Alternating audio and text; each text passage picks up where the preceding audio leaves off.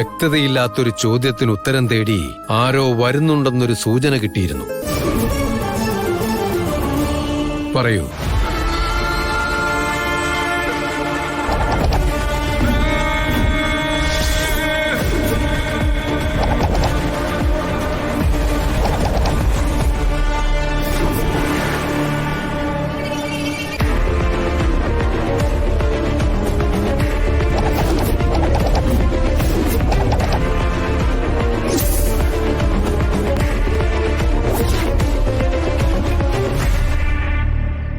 പുള്ളുവമ്പാട്ടിലെ ചില സൂചനകൾ അതിന് വ്യക്തത വരുത്താൻ വേണ്ടിയാ അങ്ങയുടെ മുമ്പിൽ വന്നത്.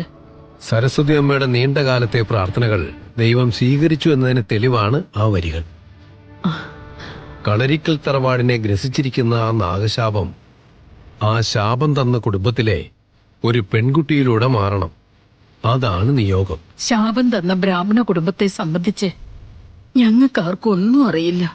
അന്വേഷിച്ചു പോകാൻ കൃത്യമായ പേരുകളും ഇല്ല.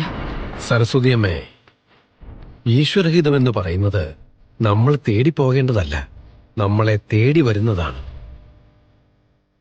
വിധിവിഹിതങ്ങളെല്ലാം അതുപോലെ തന്നെ സംഭവിച്ചിരിക്കണം.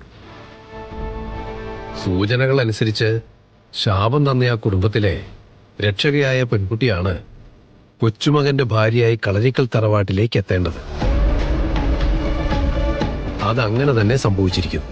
ആ പെൺകുട്ടി കളരിക്കൽ തറവാട്ടിലേക്ക് വധുവായി കയറുന്നതോടെ നൂറ്റാണ്ടുകളായി അനുഭവിച്ചുകൊണ്ടിരിക്കുന്ന ശാപ പരമ്പര തന്നെയാണ് അവസാനിക്കുക.